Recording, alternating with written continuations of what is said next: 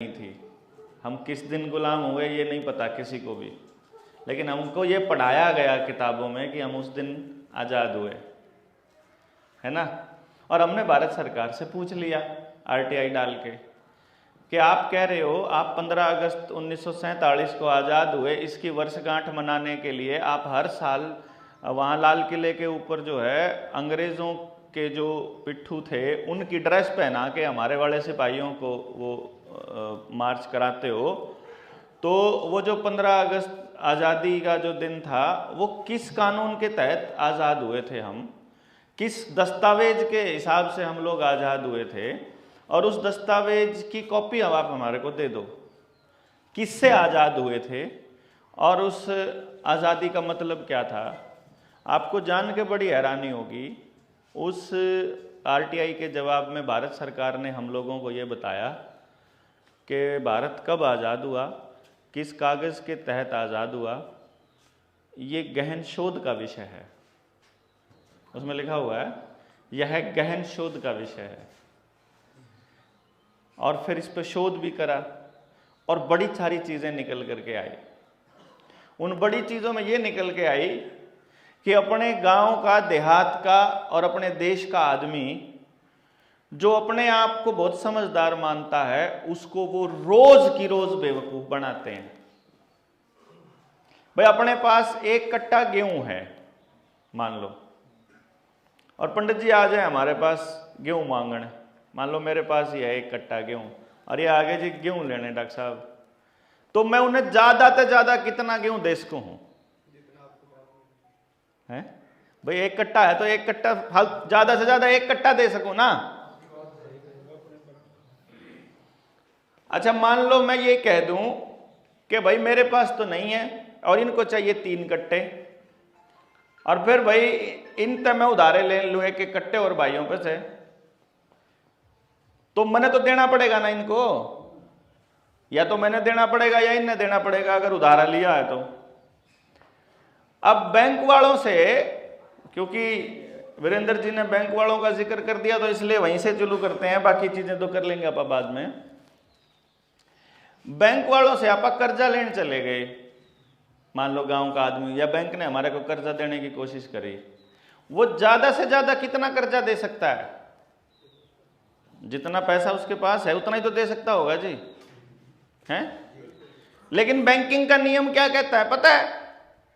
कि अगर बैंक के पास 100 करोड़ रुपया रखा है तो वो 1000 करोड़ का कर्जा दे सकता है। ये बैंकिंग का नियम है। उसके पास 100 करोड़ रुपए हैं लेकिन वो 1000 करोड़ तक का कर्जा दे सकता है। वो कैसे दे सकता है, यह बात समझ में नहीं आई हमारे तो आज तक। किसी बड़े बुजुर्ग के समझ में आ जाओ, किसी अर्थशास्त्री के समझ में आ जाओ, वो नहीं पता, नहीं समझे जी। अब बैंक वाले ये कहते हैं कि जो दुनिया का पैसा जमा हो रखा है, जो और लोगों का पैसा है पूरे देश का, वो पैसा जमा है बैंक के पास, उसमें से कर्जा देते हैं हम। तो वो ये कहते हैं कि पूरी दुनिया का जो पैसा जमा है उसमें से देते हैं हम आपको कर्जा। अच्छा पूरे देश का कर्जा कितना, पैसा कितना जमा है वहां बैंकों में? जितनी आज तक जब से 1947 से छोड़ो, 1934 में जब ये आरबीआई एक्ट बना, उसके बाद 1935 में आरबीआई बना। आरबीआई बनने के बाद बैंकों ने जितना पैसा छापा, टोटल पैसा 34 लाख करोड़ है आज तक का। कितना है जी? तो आपने जो जमा करवाया बैंकों में वो 34 लाख करोड़ से ऊपर तो नहीं जमा करा सकते आप, जब है ही नहीं उससे ऊपर मार्केट में।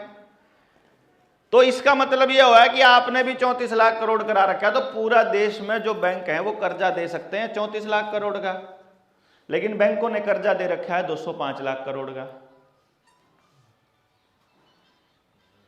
नहीं समझे? वो है ही नहीं पैसा कहीं जो आपको कर्जा दे रखा।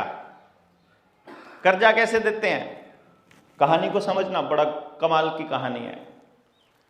आप गए, आपने कहा कि मुझे ये जमीन अपनी गिरवी रखनी है या मकान गिरवी रखना है और मुझे इस पर कर्जा लेना है। तो बैंक वाले आपसे पूछेंगे आपका सारा पता, नाम, कागज सारे लेंगे, फिर ज़मीन के कागज चेक करेंगे, ज़मीन के कागज चेक करने के बाद आपसे सारी चीज़, पूरी पुख्ता जानकारी, फिर मकान देखने के लिए भी आएंगे, जो ज़मीन पे आपने लोन लेना है या केसीसी बनवाना है तो वो देखने भी, चेक करने के लिए आएगा बैंक का आदमी। और सारी चीज़ जब पूरी तरह चेक करके ठीक मिलेगा उसको, फिर वो आपको धन नहीं देगा, वो आपके खाते में ऐसे कंप्यूटर पे बटन दबाएगा, ले इतना कर्जदार हो गया। आपने असली पूंजी उसके पास गिरवी रख दी और उसने कागज के टुकड़े या फिर वो कंप्यूटर के डिजिट आपके खाते में नहीं दिखा दिया, मोबाइल में दिख रहे हैं तो हैं। अगर इंटरनेट गायब हो जाएगा, कहां जाएगा नहीं पता। मतलब इंटरनेट नहीं होगा तो आपके पास पैसा है। जो नौजवान पीढ़ी है इसको नहीं समझ में आएगी ये बात, वो ये कहेगी इंटरनेट तो गायब हो ही नहीं सकता। अरे इस देश में पता नहीं के गायब हो गया। तो इंटरनेट भी जिस दिन अगर नहीं रहेगा, या फिर किसी दिन कह दिया अभी एक वायरस आ गया था, रशिया के हैकर ने पूरे देश का सिस्टम, बैंकिंग सिस्टम हैक कर लिया और सबके खाते जीरो कर दिए, अब हमें नहीं पता किस पे कितना पैसा है। और फिर आप कहोगे मेरे मोबाइल में मैसेज आ रहा है, फिर मोबाइल चेक करोगे, मोबाइल में से मैसेज भी गायब। पता है आप लोगों को ये बात? कुछ दिन पहले आपके मोबाइल की टेस्टिंग करी थी इन्होंने। जिसके पास 5G मोबाइल था उसके मोबाइल में पड़े पड़े टू टू टू टू ऐसी करके आवाज आती थी। देखी थी ना? किस किस के मोबाइल में आई थी वह? मतलब आपकी मर्जी के बिना अपने आप ही फोन में पड़े पड़े, आप कोई बटन दबाओ कोई काम ही नहीं करे था। वो टेस्टिंग करके आपको ये बताए थे कि हम जब चाहें आपके मोबाइल को वहीं से खड़े खड़े कंट्रोल कर सकते हैं, जब चाहें, सारा कंट्रोल उनके पास। अब नई गाड़ियां आई हैं, इनके अंदर नई गाड़ी किसी के पास है? भारत 6 वाली गाड़ी,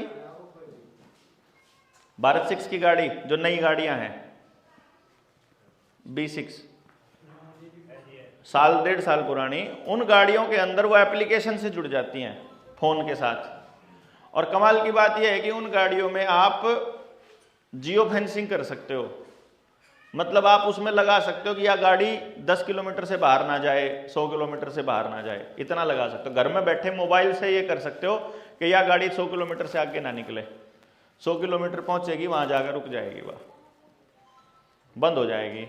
यो काम अगर आप अपने मोबाइल से कर सकते हो तो जिसने वह गाड़ी बनाई है या जिसके पास उसका कंट्रोल है वो नहीं कर सकता क्या? वो भी कर सकता है। फिर कुछ चर्चा चलती है, ये एक बार सोचने की बात है।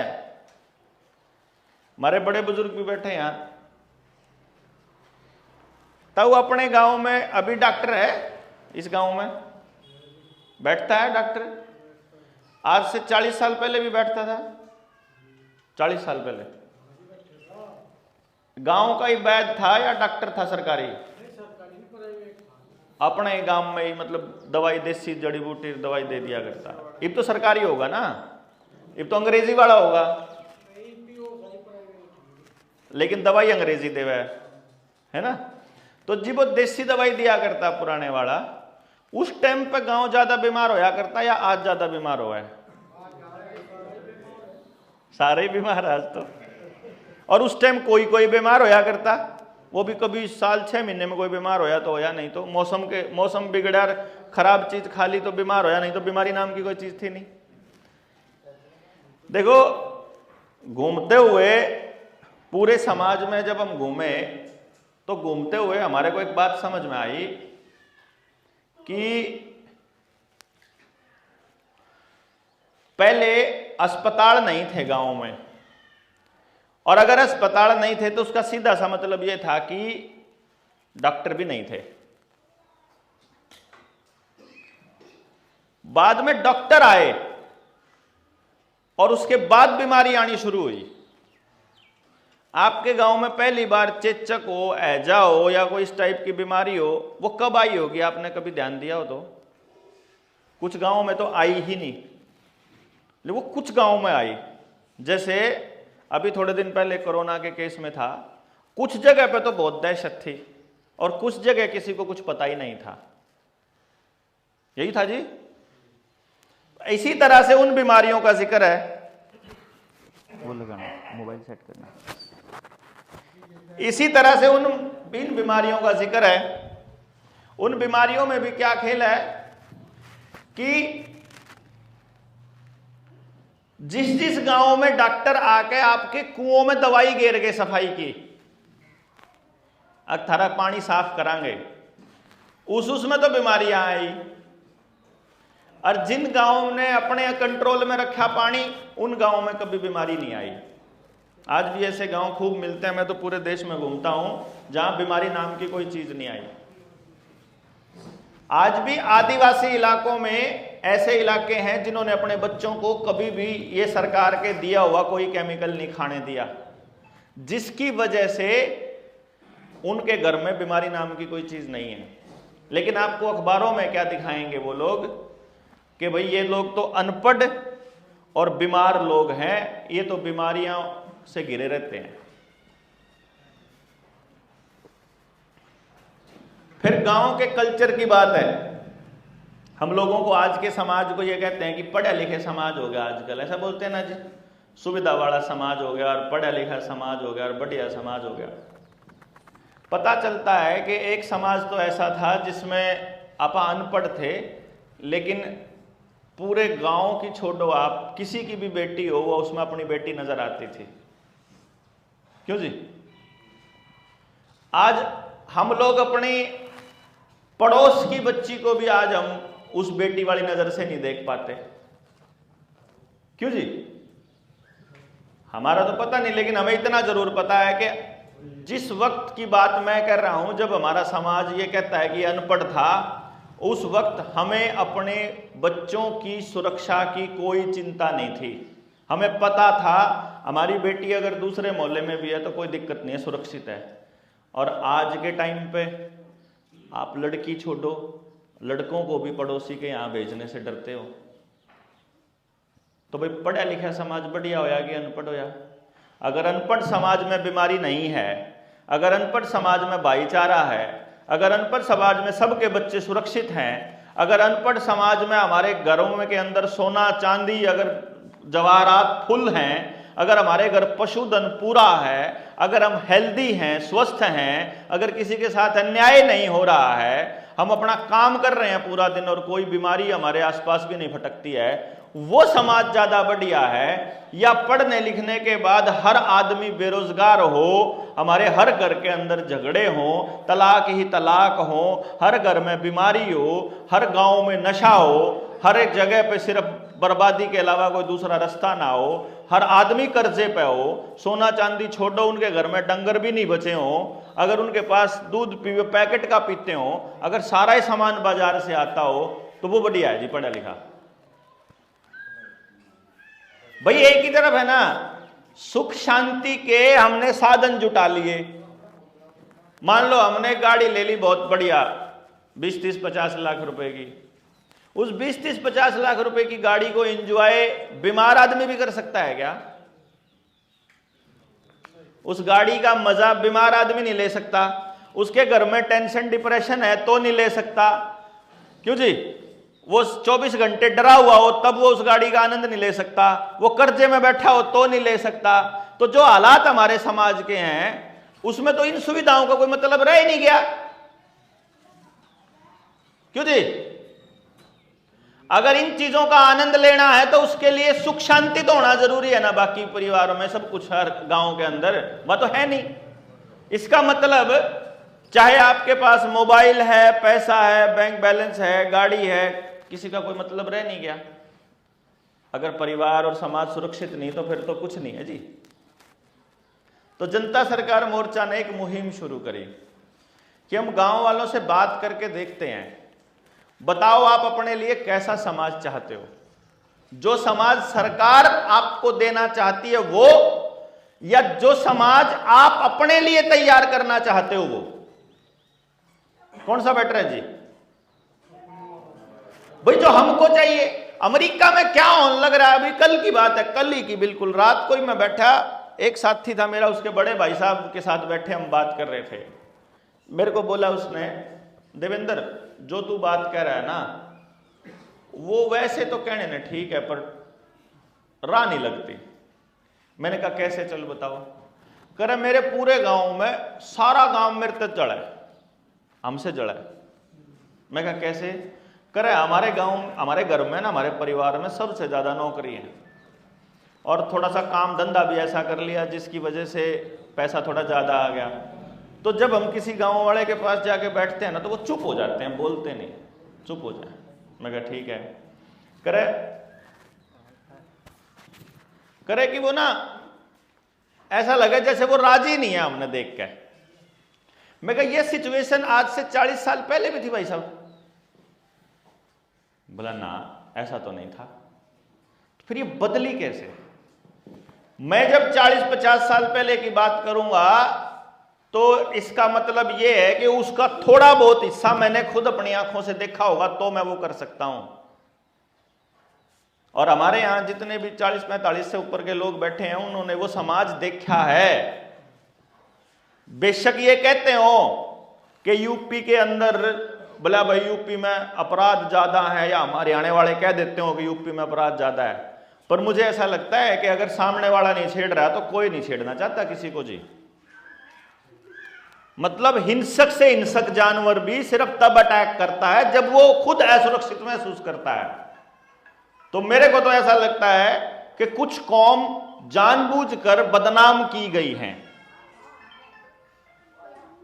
और वो कौम कौन है जो जानबूझकर बदनाम की गई है?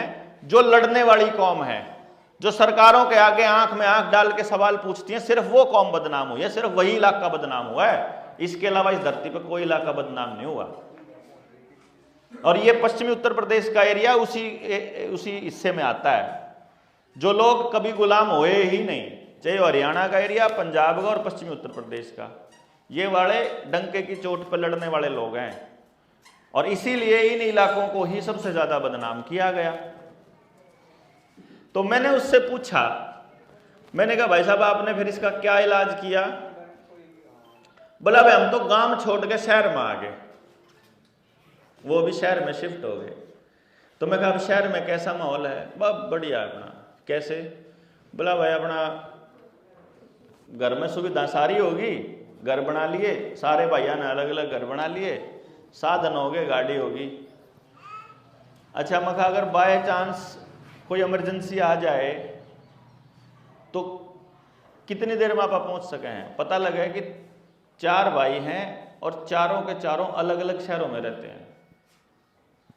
चारों भाई अलग शहर में हैं। फोन पे अगर संपर्क ना हो तो कोई रास्ता नहीं है एक दूसरे को बताने का। मतलब फोन का नेटवर्क अगर चला जाए तो हमें ये नहीं मालूम है कौन साथी कहां है। गांव से टूट के आ गए, शहर में कोई किसी को जानता नहीं, और बिल्कुल अकेले, बिल्कुल अकेले। सोच करके देखो, आज के टाइम ऐसा लगेगा जैसे कि समाज में कोई किसी का नहीं है। और जब कोई किसी का है नहीं तो फिर तो सरकार आपके ऊपर कभी भी हावी हो सकती है, फिर तो कोई भी हावी हो सकता है, बाहर का आदमी कोई भी हावी हो सकता है। तो मैंने उससे पूछा, मैं कहा भाई साहब फिर एक काम कर लें, आप एक रास्ता बनाते हैं, आप मुझे दोनों में से कौन सा है वो बताओ। गांव में नशा भी आ गया, गांव में सारे बच्चे खराब भी होने लगे, गांव के अंदर रोजगार भी नहीं है, गांव में सारी चीज़ें खराब हैं। हमने ये आपकी बात मान ली। शहर में भी ये सारी चीज़ें हैं, नशा शहर में भी है, बेरोजगारी शहर में भी है, खराब हालात शहर के भी हैं। मतलब ऐसा हम नहीं कह सकते कि शहर उससे बेटर है। लेकिन सरकार ने एक चाल खेली हुई है कि टैक्स का कलेक्शन 70% टैक्स इकट्ठा तो करेगा गांव से, करा जाएगा गांव से, लेकिन 80% टैक्स दिया जाएगा शहर को। पैसा जो विकास के नाम पे जो अलॉटमेंट होगा ना बजट का, वो दिया जाएगा शहर को। तो गांव ऐसे करके खाली करके खोखले करके शहर को दे दिया जाएगा। ये तो प्लानिंग है सरकारों की। अब इस सरकारों की प्लानिंग के अंदर हम एक क्वेश्चन ले लेते हैं आपके सामने कि एक तरफ है कि ये हालात सरकार ठीक करेगी, और दूसरी तरफ है ये हालात गांव के कोई और ठीक करेगा। सिर्फ इतना बता दो कि अगर आपके गांव के हालात खराब हैं, आपने मान लिया कि खराब है, आपने न्यू मान लिया कति नाश हो रहा है, उस सिचुएशन पे वो हालात ठीक कौन करेगा? सरपंच करेगा, पटवारी करेगा, मास्टर करेगा, वकील करेगा, जज करेगा, डीसी करेगा, एसडीएम करेगा, तहसीलदार करेगा, सीएम करेगा, पीएम करेगा, एमएलए करेगा, एमपी करेगा, कौन करेगा? पता चलेगा किसी ने ठेका ही नहीं भाई।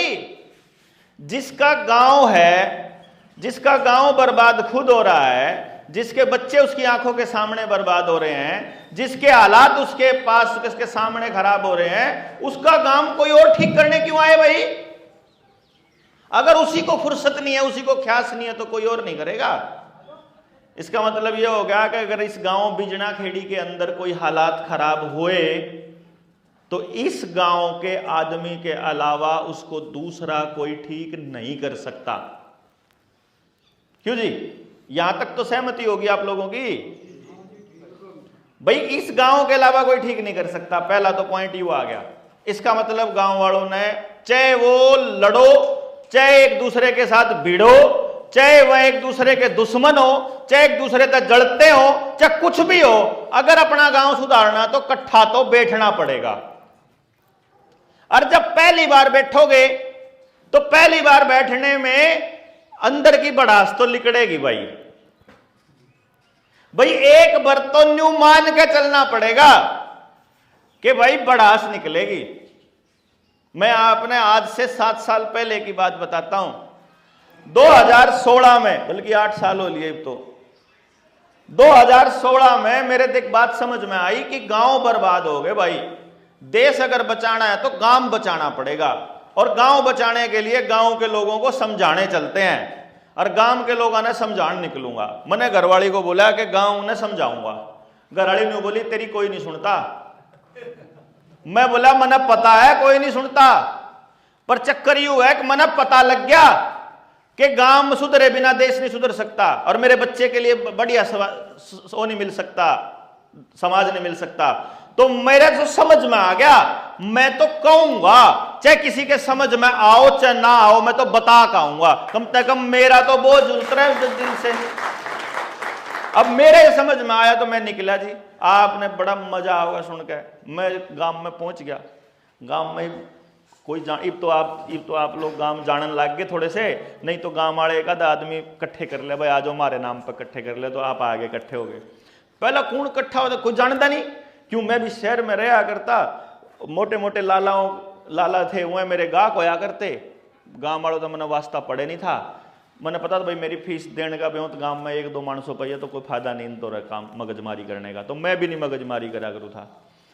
अब मेरे बात समझ में आई तो गांव वालों तो समझाना, तो कड़ी कोई आदमी मिले नहीं जी गांव में मिले चुपाड़ में ताश खेल दे लोग। अब 2-3 टोली बैठी, अब जाके देखूं वह देखे अपना फिर अपना लग जाए पत्ते गिरन। मैं सोचूं घनी बार खड़ा रहूं और वो कागज से ले रहा मैं जोड़ा सा ठारा और बात सुनने खातर वो फिर उनमें तो कोई सा जो बाजी खत्म हो है वो पत्ते बटा इतना एक जने की नजर पड़ जाए जो सामने बैठा, हाँ भाई छोरे सुना, मगर ताऊ 2 मिनट बात करनी थी। हाँ बता अपना पत्ता गिरा है बता मगर थारी बाजी खत्म हो जाए जिब देख लूं भाई 1 बाजी खत्म हो है 2 बाजी खत्म, और हमारे में कंपटीशन हो रहा कौन ज्यादा बेशरम। भाई वह ना मेरी सुना इधर तब मैं भी बेशरम, मैंने पता कोई सुन नहीं रहा मेरी, और मैं फिर भी खड़ा जोड़ा ठाया ना भी सुना के जाऊंगा बता के जाऊंगा। फिर तो चाहे हम ना करियो लेकिन मैं अपना काम अपने सिर पर तो बोझ तार के जाऊंगा। फिर भी बाय चांस मगा बस ताऊ बस 5 मिनट इन पत्तों न दर्द फिर उन सुन ले। फिर पता नहीं तरसा आ जाए गाँव वाले आदमी ने, गाँव वाला आदमी भी थोड़ा दर्द में है महसूस कर लगी छोरा घनी बार हो खड़ा। अगले भाई चल बता चल सुना 5 मिनट मिलेंगे 5 मिनट में बता तो कुछ बताना। कहानी इतनी बड़ी मेरे पे 5 मिनट में वहां खत्म हुआ नहीं। फिर भी मैं अपनी ट्राई मार के जिसी तीसी जितनी देर में सुना मैं अपनी बात सुना के मैं खाता हूँ नूर नू करके आने वाले टाइम में थारे बच्चे इनके हाथ में बड़ी खतरनाक चीजें आने वाली हैं, और जो सरकार है ये पूंजीपतियों के साथ मिलकर आपके गाँव में नशे की खेप लाने की प्लानिंग कर रही हैं, और अलग अलग टाइप के नशे आवेंगे, अपने गांव ने बचाने खातर बैठ के चर्चा करन लाग जाओ। कोई नहीं सुनता किसी की, चल रहे तू बाजी तू पत्ते बांट, भाई कोई नहीं सुनता। मारी घर वाले तो घर के सुन देता, हमारे ताश नहीं खेलना थे, मारी नहीं सुनते मारे घर के, और कोई भी नहीं सुनता। फिर किसी और दो रहा, फिर थोड़ी सी समझ में आई, मैं कहा भाई ताशा वाले तो सुन देगो नहीं अपनी। फिर किसी की बैठक में जाकर बैठ जाओ, ये बैठक में 8-10 लोग बैठे हुए हुक्का पीने लग रहे, ये उनका न्यारा सिस्टम चल रहा। मतलब मैं अगर 1 घंटा ताश बैठक में बैठ जावा तो वहां किसी ना किसी की चुगली और बुराई के अलावा दूसरा काम नहीं चल रहा जी, ठीक है ना। चलो जी बैठ जाए। फिर मैं उन दगा मखा ताऊ आप इस चर्चा की दिशा बदल ला, बोला भाई के मखा इसना आप अगर गांव के भले के लिए आप इस चर्चा न करने लग जा, सिर्फ एक काम करें कि अगर कुछ गलत हो रहा है तो क्यों हो रहा है, बस उसके जड़ में जाने की कोशिश करो। भाई हमने ये मान लिया कि गांव में कोई किसी की नहीं सुनता, तो न्यू बताओ क्यों नहीं सुनता। अगर मेरी औलाद मेरी बात नहीं सुनती तो क्यों नहीं सुनती, अगर मेरा पड़ोस मेरे तक जड़ा है तो क्यों जड़ा है, अगर कोई गांव के अंदर अगर करप्शन ज्यादा है, हर आदमी अगर पैसे के पीछे है तो क्यों है पैसे के पीछे, अगर उसने धोती कुर्ता छोड़ दिया है, अगर उसने अपनी पगड़ी छोड़ दी पहननी तो क्यों छोड़ी, अगर वो इस गांव को छोड़ करके भागना चाहता है तो क्यों भागना चाहता है, वो अगर अपनी जमीन पे काम नहीं करना, तो कहता बालक तो आज के काम नहीं करना चाहते, यार क्यों नहीं करना चाहते न्यू तो बता दो। ऐसा नहीं हो सकता कोई बच्चा काम नहीं करना चाहता, वो आपके खेत में काम नहीं करना चाहता लेकिन वो जाकर जिम में तो न्यू करने लग रहा है। मतलब खेत में काम करेगा तो उससे कुछ पैदावार होगी, लेकिन जिम में न्यू करके तो कुछ भी पैदा नहीं होता, वो तो जिम वाले के पैसे बने। क्यों, वो जो अपनी दादी जो है वो अपना दूध बिलोया करती, वह न्यू करा करती, इब यो जाकर न्यू करें जिम में, हमारी दादी करे ही नहीं करती यू काम तो है। वहां पे उस जगह ओपन जिम बना दिया, उसमें वह बना दिया वह गोल गोल से, वह आप गंडासे पे काटे नहीं करते यार है। इसका एक तो अपनी मेहनत है, बिना मतलब की मेहनत जिसमें फायदा किसी और का हो, और एक असली मेहनत जो अपने यहां हो। मेरा बेटा टेनिस खेलता है, लॉन टेनिस खेलता है, चलो वो तो टेनिस खेला है, मैं उसका हाथ पकड़ा एक दिन, मैंने हाथ मिलाया, मगर तेरे हाथ तो लाकड़ लो हो रहे कती वो रे जुकर तू बिंडा चला कर, फिर बिंडा ही नहीं चलाऊं मैं सारा दिन, न्यू पकड़ गया। वो तो अपने खेत में कसी चलाने वाले के हाथ भी ऐसे ही हो जाए, उसके तो 6 पैक तो उसके न्यू ही बन जाए ऑटोमेटिक है। कसी चलाने वाले के 6 पैक आप देखियो कभी ऑटोमेटिक बने, जरूरत नहीं है कुछ भी करने की। और हमारे बुजुर्गों ने हर चीज का तरीका यह निकाला था कि आपके शरीर का हर अंग काम करे। मतलब सवेरे अगर आप आधार कार्ड आ करते ना, कदे भी हम उकड़े नहीं बैठे हैं जी, पंजों पे बैठा करते आधार काटने वाला आदमी। और अगर आप 15 मिनट 10 मिनट अगर पंजों पे बैठने की आपकी प्रैक्टिस हो जाए, सारी आंत साफ हो जाए पेट की एकदम 100%, तो आयुर्वेद कह रहा है। हमें कोई इतने बड़े साइंटिस्ट थे अपने पुरखे, अपने बड़े बुजुर्ग, जो हर चीज को विज्ञान के साथ कनेक्ट कर हमारे दैनिक दिनचर्या में शामिल कर लिया उन्होंने। नंगे पैर रहना मजबूरी नहीं होया करती मारी, उनको पता था कि नंगे पैर रहने से आप बॉडी डिस्चार्ज होती है और आप हेल्दी रहते हो। लेकिन अंग्रेजों को पता है कि भाई जो आदमी जितने मोटे गद्दे का जूता पहनेगा उतना ही बुदम होएगा, उतना ही पागल, उतना ही मेंटल होएगा। हमारे बुजुर्गों की जूतियां देखी होंगी ना, जूती अब उनकी जूतियां अगर पैरोगे तो ऐसा लगेगा जब धरती में टिक रहा पैर, उसमें गद्दा नहीं है कहीं भी, वो सिर्फ कंडे से मतलब कांडा ना चुभे उसकी प्रोटेक्शन है बस, फालतू नहीं, लेकिन फीलिंग वही आएगी जैसे जमीन में टिका हुआ है। वो पूरा कॉन्सेप्ट समझ में आया तो फिर पता चला जब लोगों से बात करी, मैं कहा यार अगर आपका बच्चा गांव में काम नहीं करना चाहता ना तो उसका एक ही कारण है, उसका बाबू उससे बचपन में कहने लगा था जब वो छोटा सा था कि बेटा डांगरा ने तो मैं प्या लाऊंगा, तू तो पढ़ ले, खेत में तो काम मैं कर लूंगा, तू तो पढ़ ले, सानी तो मैं बेलूंगा, तू तो पढ़ ले, हैं रोटी तो बेटी मैं बना लूंगी, तू तो पढ़ ले। पहला तो बाबूजी बना दिया, अब पहला तो उसने कह दिया कि बेटा जो काम मैं कर रहा ना, ये तो फद्दू काम है, और असली काम तो पढ़ने का ही है, बस तू पढ़ने का ही काम कर। और पढ़ने के काम में कामयाबी का चांस है 0.1%। तो आपके गांव का 99.9% बच्चा कभी किसी काम में हिस्सा ही नहीं लेवेगा।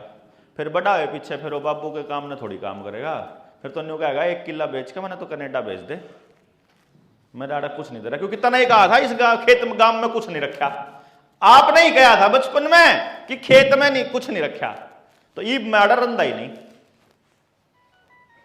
क्यों जी? अच्छा, फिर गांव में एक दूसरे से जलन क्यों है हमारी? क्योंकि जलन किसको होगी? जलन वाली बात कौन कहेगा? पहले नंबर पे जो आदमी अपने जीवन में सुखी नहीं है, खुश नहीं है, एक तो वो जलेगा किसी दूसरे पे, और दूसरा ईमानदार आदमी होगा, और दूसरे ने वो जो मेहनत करी, वो जो कमाया है, वो बेईमानी से कमाया होगा, तो बैठक मेन्यू को होगा उसने वो बेईमानी करके कमा रखा भाई, ताकि ये दिखे कि मैं तो ईमानदार हूं, ताकि ये दिखाई दे कि मैं तो ईमानदार हूं। क्योंकि हर आदमी वो बात कहेगा जहां उसे खुद अपना लेवल उठा दिखाई दे, उस चक्कर में उसको दूसरे का गिराना ही पड़े, चाहे तो वो दिक्कत नहीं मान रहा। फिर समझ में आ रहा है कि सरकारों ने बड़ा गेम खेला, बहुत प्लानिंग के तहत। आज से वही फिर उसी दौर की बात करें, अगर 40-50 साल पहले की बात है, या उससे भी पहले, अगर अपने पिताजी जो हम बैठे हैं, हम अपने पिताजी के उम्र की बात करा, तो मेरे पिताजी की मैं अपनी खुद बता दूं, पुलिस में लगे थे किसी टाइम में, जब पुराने टाइमों में, और छोड़ का आ गए थे थोड़े दिनों के बाद ही। क्यों? मेरे दादा ने कह दिया भाई नौकरी तो नीच आदमी करा करे, नीच नौकरी क्या ही करते आप, हाँ खेती ने सब तो उत्तम क्या करते, क्यों जी? खेती ने सब तो ऊपर क्या करते और नौकरी ने सबसे नीचे क्या करते। तो वो नौकरी न्यू दादा ने बात कह दिया और अपना नौकरी छोड़गा आगे। जब नौकरी छोड़गा आगे तो बाद में क्या करा कि सरकार ने सुविधाएं सिर्फ नौकरी वाले को देने शुरू करी। लोन आसानी से नौकरी वाले को मिलेगा। टेलीविजन पहला नौकरी वाले के घर में आया होगा गांव में, या सरपंच के या नौकरी वाले के। अच्छा, ट्रैक्टर पहला भी ऐसे लोगों का ही आया, या तो बड़े जमींदार के, या नौकरी वाले के, या फिर सरपंच के। ऐसी तरीके से मतलब जो भी सुविधाएं देनी शुरू करी वो उनके थ्रू शुरू करी, ताकि पूरा गांव वैसा बनने की कोशिश करे। और फिर नौकरियां कैसी? किसी दौर में नौकरियां मिली सिर्फ सिफारिश से, किसी दौर में नौकरियां मिली जात देख के, किसी दौर में नौकरियां मिली पैसों से। क्यों जी? मतलब पहले तो सारे गांव का मुंह कर दिया नौकरियों की तरफ, और फिर नौकरी दे जात देख के, पैसा देख के, सिफारिश देख के, और चौथे नंबर पे फिर नंबर देख के, पेपर देख के। फिर आपने सारे बालक इन 4 चीजों के पीछे लगा दिए। जात वाला अपनी जात वाले ने मुख्यमंत्री बनाने चल पड़ा, धर्म वाला अपने धर्म वाले ने चल पड़ा। क्यों जी? जिन्हें सिफारिश लुवानी उन्हें अपना काम चलाने के चक्कर में गांव का एक आदमी उन्हें अपने बालक नौकरी लुवाने हैं, तो सब ते गांव की चक्री कटवा दी उसने। देख लो आप, जो नेताओं का पिछलग्गू कोई था अगर गांव में, उसने अपना काम निकलवाने के चक्कर में सारे गांव का फद्दू बनाया। ऐसा ही हुआ ना जी। अब देखो, पहले तो आपके पास बीमे वाले आए। अब बीमा वाला कंपनी किस्त देवेगी टारगेट। मान लो मैं बीमा करूं और कंपनी ने टारगेट दे दिया कि अगर तने इतने लाख का बीमा कर दिया तो तेरी सिंगापुर की टिकट पक्की। तो भाई फिर मैं बीमे करने हैं तो मैं किसी दौर जाऊंगा? अपने दोस्त के पास, अपने रिश्तेदार के पास, उनके बीमे कर आऊंगा। बीमे करते हुए मैंने टारगेट पूरा करना, जो झूठे साचे बीमे भी करूंगा मैं। कंपनी ने कहा 3 साल का लॉक इन पीरियड है, 3 साल से पहले पैसे नहीं निकलवा सकते, 3 साल के बाद निकलवा सकते हैं, लेकिन अगर पूरी किस्त भरता रहा तो 20 साल में दुगने मिल जाएंगे। और जो बताने लगा गांव में आ गए, उस तक गया 3 साल तक तो कटवा नहीं सकता और 3 साल में दुगने मिल जाएंगे। वो बीच वाली लाइन खा गया। यह बात क्या है? बीमे बेचे थे ना, और जिन्हें बेचे वो कौन था? हमारा ही दोस्त, हमारा रिश्तेदार। वो बीच वाली लाइन उसको चाहे तो याद नहीं रही, चाहे जान के खा गया। भाई 3 साल में दुगने हो जाएंगे।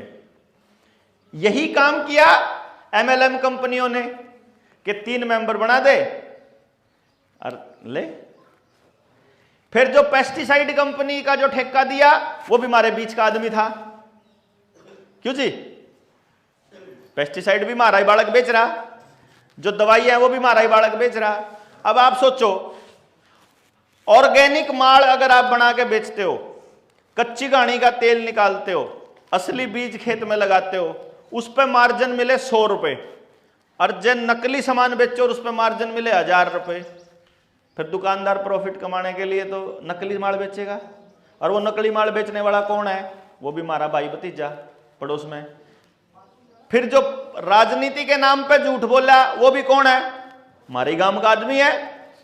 भाई नेता तो उड़े बैठा है, आपका यूपी वाला नेता तो लखनऊ बैठा, अब लखनऊ वाला नेता आपके गांव के नेता ने पकड़ेगा, और वो गांव का नेता जब बाकी गांव ने झूठ बोलेगा तो वो झूठा होएगा ना, वो नेता थोड़ी झूठा होएगा। उन्होंने कहा भाई मेरी गारंटी है। इसका मतलब क्या होया कि किसी ना किसी तरीके से इन कंपनियों ने और सरकारों ने आपके ही बीच में बैठे हुए आपके भाई भतीजे दोस्त यार गांव वाले को पकड़ा और उससे झूठ बुलवाई, जिससे गांव के हर आदमी को ऐसा लगा कि सारे झूठे हो रहे हैं।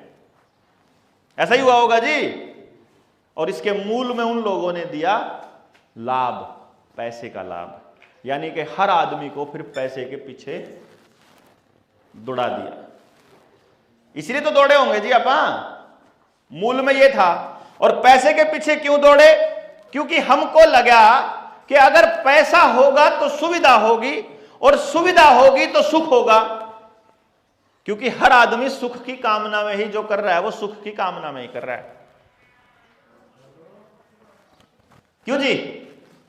हमने जितने काम करे, जितने पाप करे, झूठ बोली, चोरी करी, एक दूसरे को ठगया, रसायन गिरे अपने खेत में, वो केंचुए मारे, फिर चिड़िया मारी, फिर कीड़े मारे, फिर अपने दवाइयां गिर गिर के मच्छर मारे, फिर सारे के सारे जीव मारे। वह सारे किस चक्कर में मारे? सुख की कामना में, किसी ना किसी तरीके से। और सुख तो खत्म होता चला गया, उल्टा दुख बढ़ गया। बनी तो उल्टी है ना जी अपने सबके साथ। अब रास्ते 2 हैं यहां से। एक रास्ता यो है कि जिस रास्ते पे चल रहे हैं इसी पे चलते रहें, और अगर पहले से दुख बढ़े हैं तो और बढ़ेंगे उस रास्ते पे। और दूसरा रास्ता यो है कि बैठ के चर्चा कर ला, और चर्चा करके फिर वो रास्ता ढूंढें जिस पे दुख कम और सुख ज्यादा हो जाए, और समाज एक दूसरे के साथ जुड़े। क्योंकि जो प्रोसेस मैंने रोक दी थी बतानी, मैं आपने बताऊं, जब मैं बैठकों में जाके बात करने लगा तो मैंने एक चीज नोटिस करी कि गांव का हर आदमी भरा पड़ा है। आप बात करने लगोगे ना, भरा पड़ा है वो। उसके अंदर इतना गुस्सा है अपने पड़ोसी को लेके, अपने भाईचारे को लेके, अपने भाइयों को लेके, और वो भाई सुनने तैयार नहीं उसकी, और उन्हें कहना उस तक तने न्यू करा था नाश। और मैंने फिर इसके ऊपर थोड़ा एक्सपेरिमेंट करा, मैंने एक थोड़ा तजुर्बा करा। मैंने हाथ जोड़ के पैर पकड़ के 2 दिन ला के 3 दिन ला के मैंने अगले आदमी समझा लिया। मैं कहा एक बार बैठांगे सारे, बोला कोई फायदा नहीं, कोई किसी की नहीं सुनता। मैं कहा ना, एक बार सुनन सुनन चलांगे, बस सिर्फ सुनांगे बैठ के, देखांगे के कहेंगे लोग। आपने जी गांव वाले न्यू ही बिठा लिए, जिस तरह आप बैठे हो ना न्यू ही।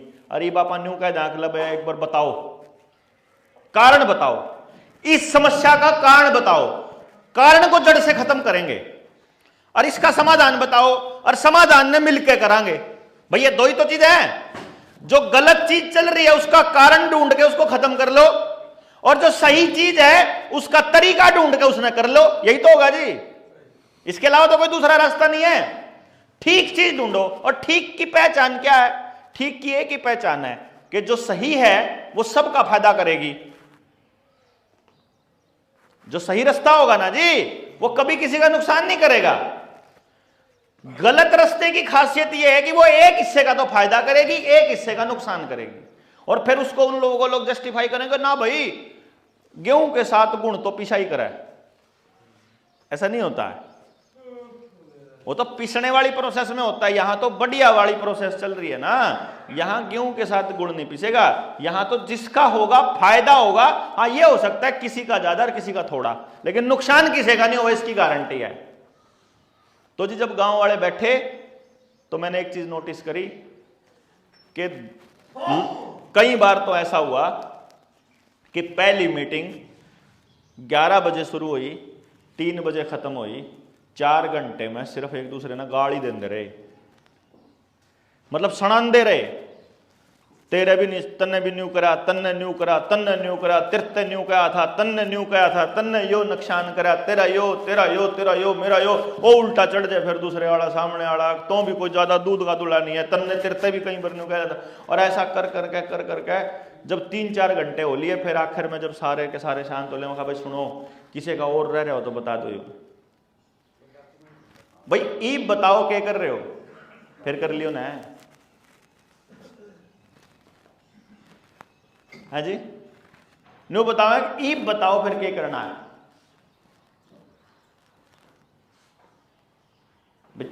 सुना लिया?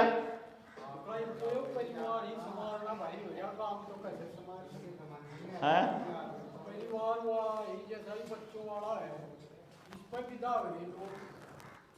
चाहे कहीं तो कहीं पढ़ाना, तो इस सारे काम में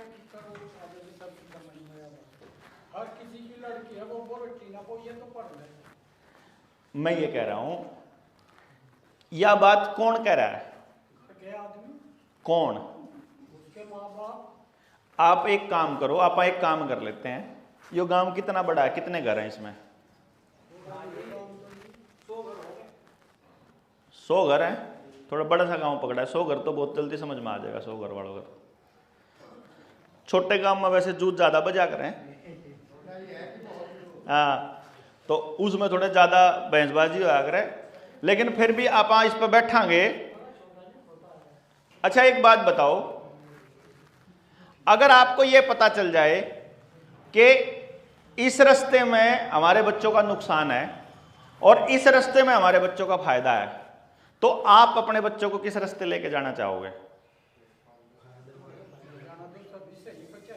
है ना? मैं आपने बस यही बात आपके मुंह से गुवानी थी मैंने। गांव में आपको एक घर भी ऐसा नहीं मिलेगा जो अपने बच्चों का नाश अपने हाथ तक करना चाहते हो, एक भी नहीं मिलेगा आपको, एक परिवार भी। वो जो परिवार वाले अपने ये कह रहे हैं ना कि मेरी बेटी रोटी नहीं बनाएगी, वो जो परिवार वाले ये कह रहे हैं कि मेरी बेटी तो पढ़ेगी, सिर्फ पढ़ेगी, मैं ये कह रहा हूं उसको यही नहीं पता है कि बेटी छोड़ो आप, आपका बेटा भी पढ़ के क्या करेगा। पहले एक बारी अपने गांव के अंदर जो बच्चे पढ़ लिख रहे हैं, उन पढ़े लिखे बच्चे क्या कर रहे हैं, पहले उनकी कैलकुलेशन तो कर लो। पहले एक बार बैठ के चर्चा कर लो, भाई ये पढ़े ये अनपढ़ थे जब तो आपा कितने रोजगार और कितनी सुख शांति थी, और जब पढ़े लिखे हैं तो हमारा क्या हाल है। जो लड़कियां पढ़ लिख के ने जिनका ब्याह होया है उनके परिवार में कितनी सुख शांति, कितने तलाक हैं, कैलकुलेशन करो ना कि इनके परिवार कितने बस रहे, कितने टूट रहे।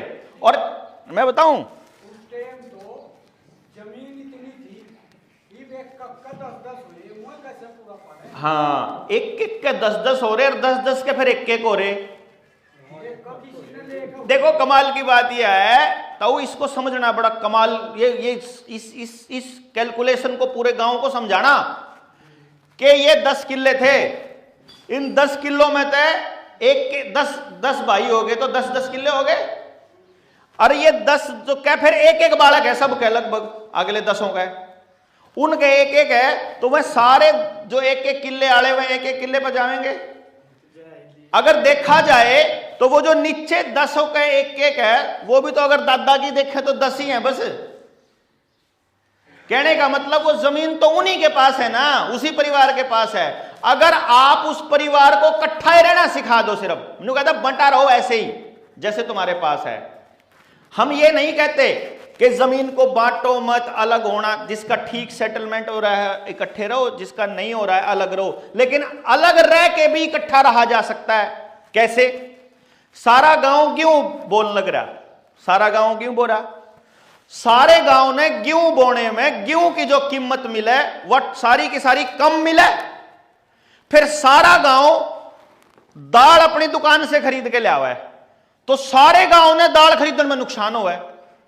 गेहूं बेचने में भी सारे गांव ने नुकसान और दाल खरीदने में भी सारे गांव को नुकसान। तो एक काम कर ले भाई, गेहूं उतना बोलेंगे, तुम बताओ कौन कौन गेहूं बोना चाहे है, वह गेहूं बोलो, जिनसे दाल बोना चाहो वह दाल बोलो, तो अपना नाफा नुकसान अपने गांव में रख लो। अच्छा न्यू बताओ, अगर यह बात मैं आपने कहूं कि जितना नुकसान ही हो रहा है उससे कम होगा और फायदा फालतू होगा, आप मानोगे कि नहीं मानोगे? सिर्फ आप बताओ। और वो कौन है जो नहीं मानेगा, वो भी बताओ। जिस आदमी ने कति नाश करना है सबका, ऐसे आदमी गांव में दो आएंगे, बस दो तो फालतू नहीं मिलने। और जब सारा गांव एक तरफ खड़ा होगा, उनकी मजबूरी होगी आपके साथ आना। देखो बात तो यह है कि गलत रास्ते जाना चाहते हो कि सही रास्ते जाना चाहते हो। मैं नहीं कहता कि कौन मानेगा, और मैं नहीं कहता कब मानेगा। मैं ये नहीं कहता कि आप आज शुरू करोगे आज ही मानेंगे। मैं तो ये कहता हूं कि कम से कम इस पर चर्चा तो शुरू करो। ऐसा तो मत करो कि आज आप इस बात मुद्दे पर बात करने के लिए आए, आज ही इस चर्चा को यहीं मार दो। मैं तो ये कह रहा हूं इसको मारो मत ना, इस चर्चा को जिंदा रखो कि ना भाई बढ़िया करना चाहिए, ना भाई ये गलत काम है। आप इतना तो कह ही सकते हैं जहां बैठे हैं, भाई आप पंचायत में बैठे हैं, आप ये देखा इसका समाधान क्या हो सकता है। पीछे जाके बतला लो, हम बाकी सब ने डिस्टर्ब कर रहे 1 घंटा है जी। मैं तो ये कह रहा हूं कि चर्चा में ये बात करो कि यह गलत है और ये सही है। चर्चा तो करेंगे जी, इसका समाधान तो बताओ। आपने कति सही बोला, अगर समाधान बताने से हो जाता तो हम कदी के बता देते सारे देश में। समाधान तो करने से होगा, और करेंगे जब कौन करेंगे? जब करने वाले जिनके परिवार हैं, जिनका नाश हो रहा, वो बैठेंगे तब होगा। क्यों जी? एक काम कर लो फिर, इस गांव के जितने नौजवान हैं और जो लोगों को बात समझ में आ रही है, इस गेल सचिन गेल लग के और हर करता है, हर एक मर्द औरत को यानी माँ बाप दोनों को गांव के सरकारी स्कूल में ले आओ। आप यू काम कर सको हैं ना? स्कूल में लाने एक ही दिन बस, हाँ एक ही दिन। मैंने न्यू थोड़ी गया स्कूल में दाखला दुआ दो, मैंने न्यू गया स्कूल में ले आओ। स्कूल में ले आए और बैठ के चर्चा हुई। चर्चा क्या हुई कि आपके बच्चे को पढ़ाना है, हमने आपके बच्चों को पूरे गांव के, आपके पास 2 रास्ते हैं। या तो सारे के सारे वो सिलेबस पढ़ें जो सरकार ने बता रखा। एक तो यो तरीका है कि सरकार ने सिलेबस बताया, आपने वो पढ़ाई पढ़ी, फिर आपने पेपर दिए, नौकरी लगी नहीं, फिर बेरोजगार को आके कहीं भी 2000 5000 की नौकरी टोन चल पड़ा। एक तो रास्ता ही हो। दूसरा रास्ता ही हो कि सभी बच्चों को हम मिल करके टेस्ट करते हैं, देखते हैं कौन सा बच्चा खेती के लिए बना, कौन सा बच्चा नौकरी के लिए बना, कौन सा बच्चा किस काम के लिए बना, और उस बच्चे को जो उसकी पसंद का काम है उसकी पढ़ाई पढ़ावें, और फिर उसको समाज में कहां स्थापित करना, फिर उसकी तैयारी करें। यो रास्ता ठीक है कि वो रास्ता ठीक है जी? वो बच्चा खेती में काम कर रहा जी आज के डेट में, हाँ, उसका कोई शादी नहीं कर रहा। देखो अच्छा एक बात बताओ, आपका बच्चा जो खेती में काम कर रहा है उसकी कोई शादी नहीं कर रहा। आपने जो सवाल उठाया, वो जो खेती में काम नहीं कर रही है लड़की, जो दूसरे गांव में जहां से आपने शादी करनी, देखिए जिस तरह यो गांव है, इस गांव के आसपास 2-4 गांव में तो इस गांव का भाईचारा होगा, वहां तो आप शादी कर नहीं सकते। आप शादी कर सको इस रेंज से बाहर, तो वहां का माँ बाप भी तो इसी फ्रीक्वेंसी पे बैठा है ना, जैसी पे आप बैठे हो, तो वो खेती वाले आदमी का ब्याह क्यों करेगा? अब अगर उसको ये बात समझ में आ जाए, लड़की को और लड़की के बाप को, कि देखो दुनिया में एक भी फैक्ट्री, एक भी इंडस्ट्री ऐसी नहीं है जो खेती से ना निकलती हो। जूता अगर जानवर की खाल से बनता है तो जानवर जो खाता है वो खेत में ही उगता है। कपड़ा कपास से बनता है, अगर सूत से बना कॉटन से, तो वो कपास खेत में ही उगा है। सोना जमीन से निकले, लोहा जमीन से निकले, एल्यूमिनियम जमीन से निकला है, खाण का भी जमीन से निकला है, पैरण का भी जमीन से निकला है, पेन लिखो हो वो भी जमीन से निकला है। यानी दुनिया की कोई इंडस्ट्री ऐसी नहीं है जो जमीन से ना निकलती हो। तो इसका मतलब असली धन जमीन है, सब है वही है, कहीं नहीं गई। ना जमीन घटती ना जमीन खुलती, हाईवे में चली गई वापस भी ले आएंगे जिस दिन गांव के समझ में आ जाएगी। और नहीं तो जमीन तो हो जाएगा, जमीन का तो इंतजाम, भूखा नहीं मरता कोई भी आदमी। बात तो यह है कि या तो और भी जावेगी, या तो अभी क्या होया, आपको क्या लगता है कि आपकी जमीन सिर्फ हाईवे में गई है? जिस दिन आप हिंदू मुसलमान करके योगी की तरफ मुंह करके खड़े थे ना, उस दिन योगी ने पीछे तो अपने अधिकारी बेचता आपके गांव की सरकारी स्कूल की जमीन भी ले ली, वह भी अपने नाम कर ली, जोड़ की जमीन भी अपने नाम कर ली, शामलात की जंगल की भी है। हाँ, आपकी पंचायती जमीन सारी लेगी सरकार, और जो आपकी व्यक्तिगत जमीन पड़ी वो बैंकों में पड़ी है। जो व्यक्तिगत जमीन है वो बैंकों में नीलाम पड़ी, और जो सामूहिक जमीन है उसको सरकार ले गई। और बाकी जो नहीं दोगे, जो घर की जमीन है, इसके लिए कानून बना दिया, भूमि अधिग्रहण कानून, कि जिस दिन किसी कंपनी को इस गांव के अंदर फैक्ट्री खोलनी होगी, वो सरकार को चिट्ठी लिखेगी, सरकार इस गांव को खाली करा के देगी उसको। ये लिख दिया उसके अंदर। यानी आपके पास अपना एक अधिकार नहीं बचा हुआ, जबकि असली पूंजी जमीन है। और अगर आपके नौजवान बच्चे को यह समझा दिया जाए कि तू किसी कंपनी के लिए 10,000 रुपए में नौकरी कर रहा है, कंपनी 10,000 रुपए में नौकरी, न 10,000 तनख्वाह तब देती है जब तू 1 लाख का काम करता होगा। जब 1 लाख का काम तू कंपनियों के लिए कर सकता है तो तू अपने लिए करने में क्या तकलीफ है तेरे को भाई? जिस दिन गांव के माँ बाप को यह बता दें, जिस दिन लड़की के बाप को भी बता देंगे कि जमीन असली पूंजी होती है, जिस दिन लड़की के माँ बाप को और लड़के के माँ बाप दोनों को यह बात समझ में आ जाएगी, उस दिन उस खेती वाले का भी ब्याह हो जाया करेगा। पहले नौकरी वाले का ब्याह को नहीं करे थे, पहले सिर्फ खेती वाले का करे थे। पहले सिर्फ जमीन वाले का ब्याह करा करते, नौकरी वाले का नहीं करते थे। और अब नौकरी वाले का करते हैं, क्योंकि वो सरकार ने ऐसी मानसिकता बनाई टीवी और मीडिया के माध्यम से, क्योंकि किसी ने आपके गांव में आके समझाया नहीं।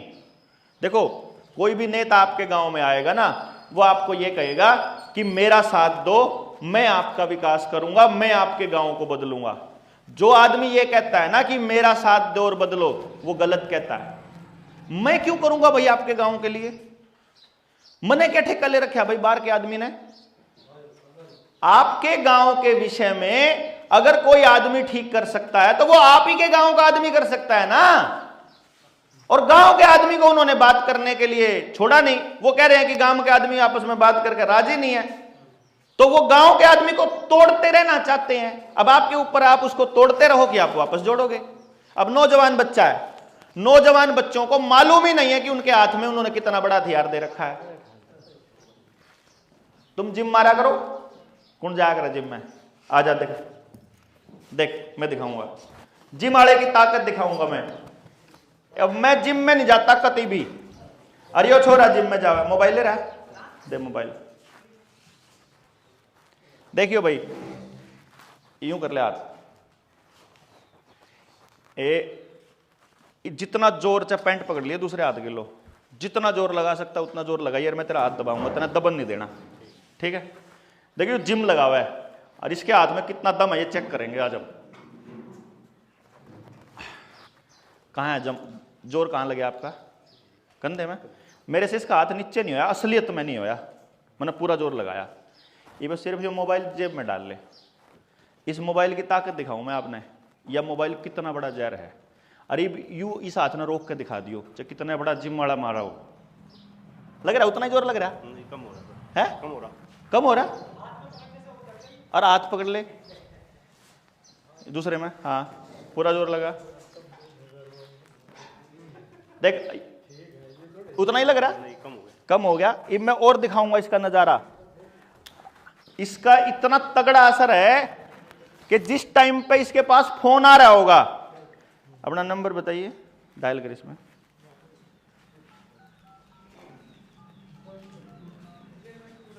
अभी इसके पास फोन आएगा ना, जब दबाऊंगा आ गया। ईब कर दोबारा, कर दोबारा, ईब देकर, ईब कती नहीं लगने का है, जिस टाइम पे इसके पास फोन आया हुआ है ना, उस टाइम इसके हाथ में जान है ही नहीं, जीरो हो चुकी है, खत्म। मतलब ये तो चलो, इससे भी ज्यादा कमाल की बात दिखाऊं मैं आपने, जिस आदमी का हाथ मैं हाथ के साथ नहीं दबा पा रहा था, करिए दोबारा से, मैं उसका हाथ 2 उंगलियों से दबा सकता हूं। आ गया ना, फोन आ गया, सिर्फ 2 उंगलियों से, है ही नहीं, गुंजाइश ही नहीं है भाई, थोथा हो चुका है। ये मोबाइल हाथ में है तो थोथा हो चुका है, थोथा। बैठ, ये ऐसी चीज है। और ये आपका बच्चा कहां लगा रहा है पता है? इस पॉकेट में डाल रहा है, यहां, और यहां ये जो अंडकोश का हिस्सा है ना, 0 स्पर्म काउंट होने लग रहा है। 70% बच्चे नपुंसक और बांझ हो चुके हैं। अब यह बात अगर इस बच्चे ने पता लग जाएगी, वो इब भी डाल लेगा इस पॉकेट में, तो डालेगा तो डालता रहो, फिर IVF सेंटरों के चक्कर काटता रहिए भाई।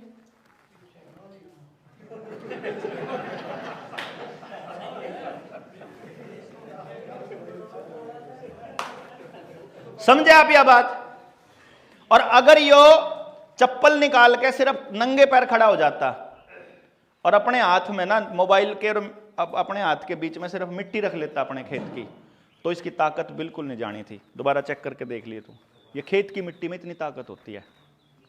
अब ये बात अगर गांव के आदमी को समझाएंगे, उसका समझ में को नहीं आवे भैया मिट्टी कितनी बड़ी चीज है, या बात समझने से कोई तैयार नहीं हो। ऐसा थोड़ी है कि कोई समझने के लिए तैयार नहीं होगा। अपने बच्चों का अपने हाथ से कोई नुकसान नहीं करना चाहता, ना ही कोई बच्चा अपना सत्यानाश करना चाहता, इको कम कर दे। लेकिन उस बच्चे ने पता ही नहीं कि मेरे हाथ में जो है वो कितनी गलत चीज पकड़ा रखी है।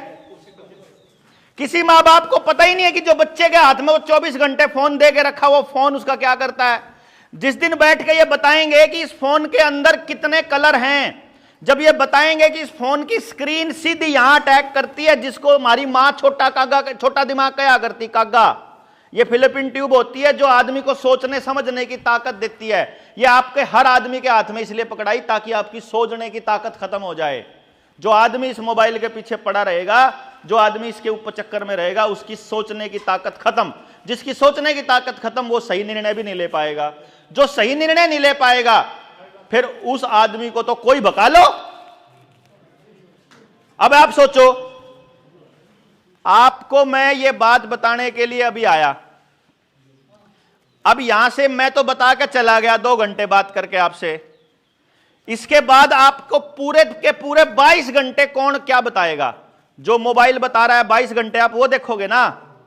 अब एक तरफ तो सरकार की 22 घंटे की प्लानिंग, पूरे पूंजीपतियों की 22 घंटे की प्लानिंग कि ये ब्यूटी प्रोडक्ट लगाओगे तो चिकने हो जाओगे, ये खाओगे तो ताकतवर हो जाओगे, ये पहनोगे तो हो जाएगा। रेड एंड व्हाइट पीने वालों की बात ही कुछ हो रहा है, डर के आगे जीत है, टॉयलेट क्लीनर पियो। टॉयलेट क्लीनर ही है वो, उन्हें ठंडा कम है जिसने, ठंडा मतलब टॉयलेट क्लीनर, ठीक है। अब वो तो आपको कह रहे हैं कि दारू भी पियो, सिगरेट भी पियो, गाड़ियों में घूमो, मोबाइलों पे लगे रहो, ये वाला मोबाइल खरीदो, इसमें इतनी वीडियो बनाए, इसमें ऐसे फोटो आवे, यो इंस्टाग्राम पे लगे रहो, फेसबुक पे लगे रहो, यूट्यूब पे, वो तो बता रहे हैं ये। और मैं बता रहा हूं अपने गांव ने संभाल लो, अपनी अगली पीढ़ी ने संभाल लो। और मैंने तो बताई पूरे साल में 2 घंटे, और वो लगे हुए हैं 24 के 24 घंटे, तो ज्यादा असर 24 घंटे वाली का होगा कि 2 घंटे वाली का होगा? ऑब्वियस सी बात है।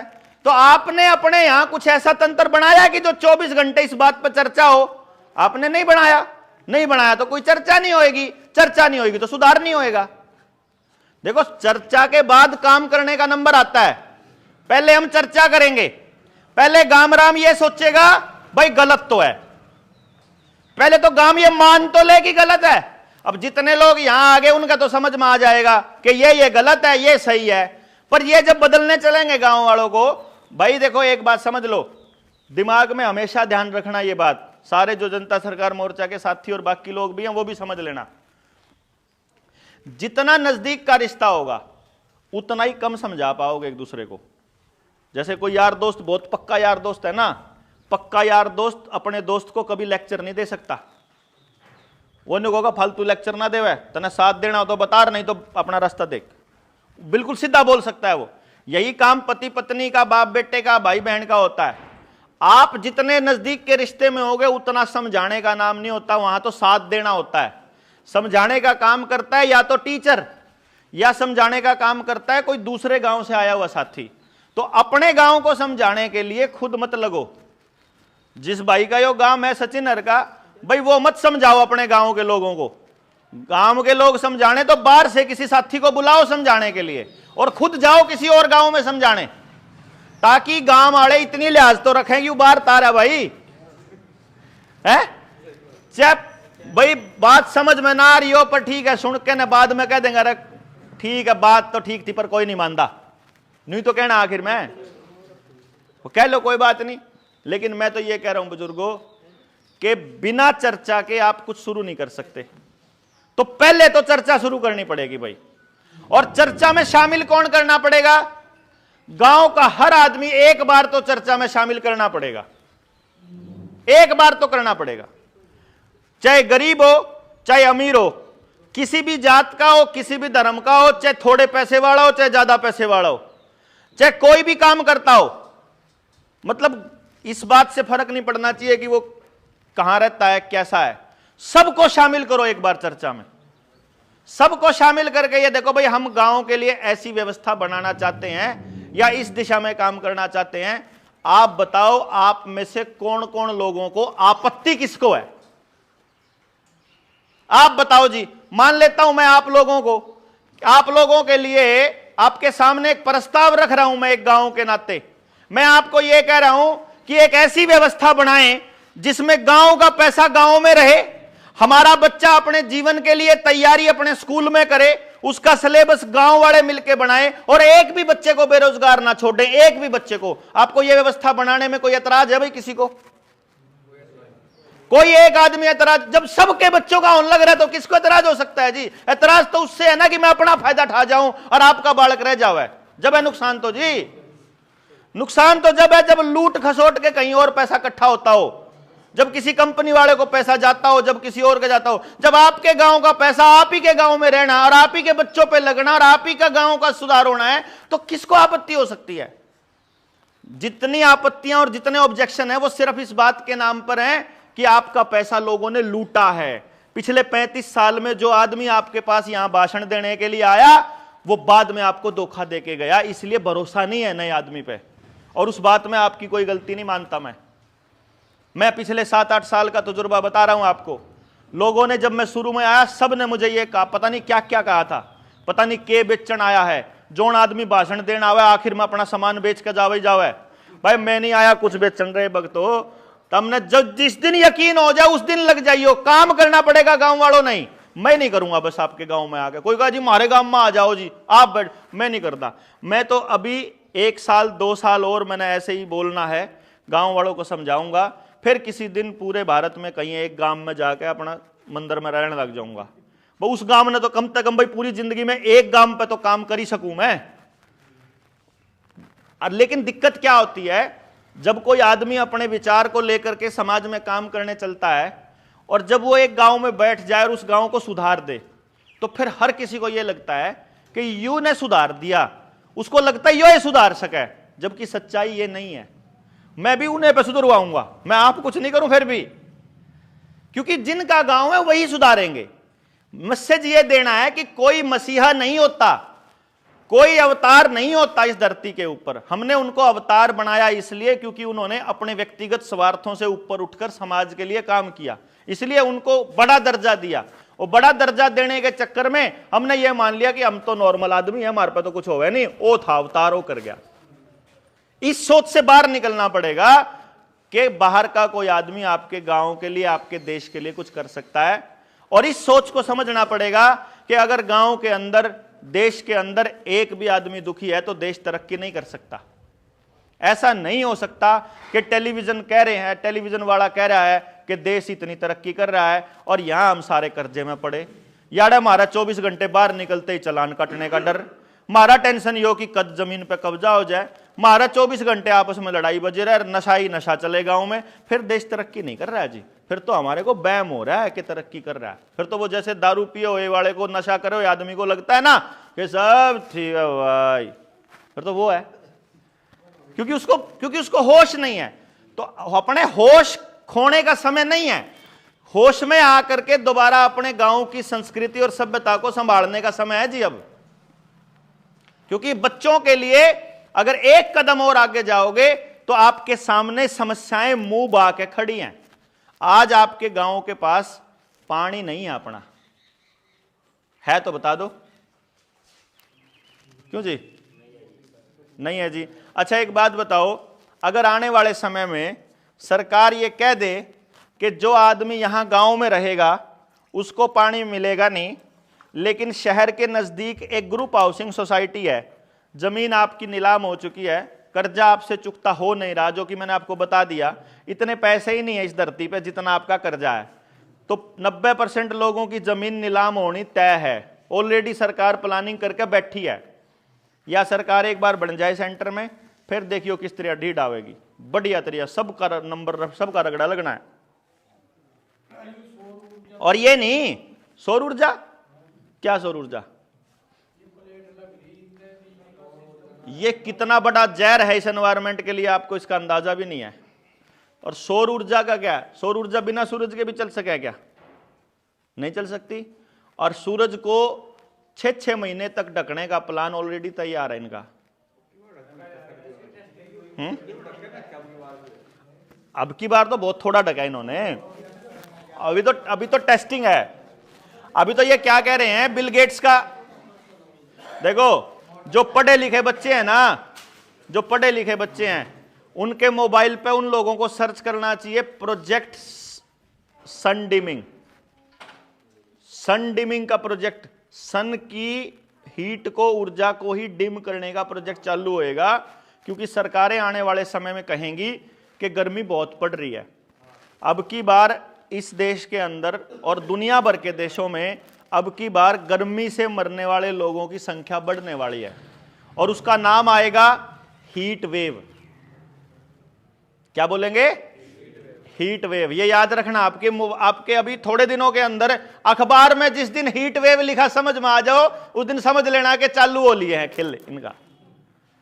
हम तो पहले से इसलिए बता देते हैं कि ताकि जिस दिन होने लगे उस दिन तो समझ में आ जाएगा।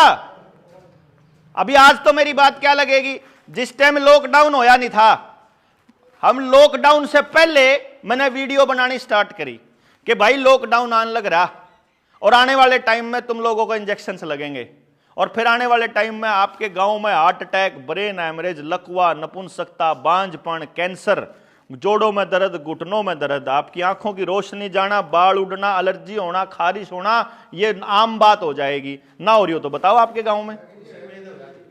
ये बातें तब बताई थी जब लॉकडाउन भी नहीं आया था, और लोग क्या करते, ये साइंटिस्ट पक रहे हैं, यो ज्यादा बड़ा साइंटिस्ट पक रहा है। मतलब मैं चिल्ला चिल्ला के क्या करता गांव गांव जाकर के, अरे बच लियो। मैं जब किसान आंदोलन में मैं गांव में जाके मैंने एक वीडियो बनाई, मैंने कहा बस अपने अपने इस लॉकडाउन का विरोध कर दो, बस सरकारी लोगों के लठ मारने स्टार्ट कर दो, तुम अपने गांव को बचा लोगे।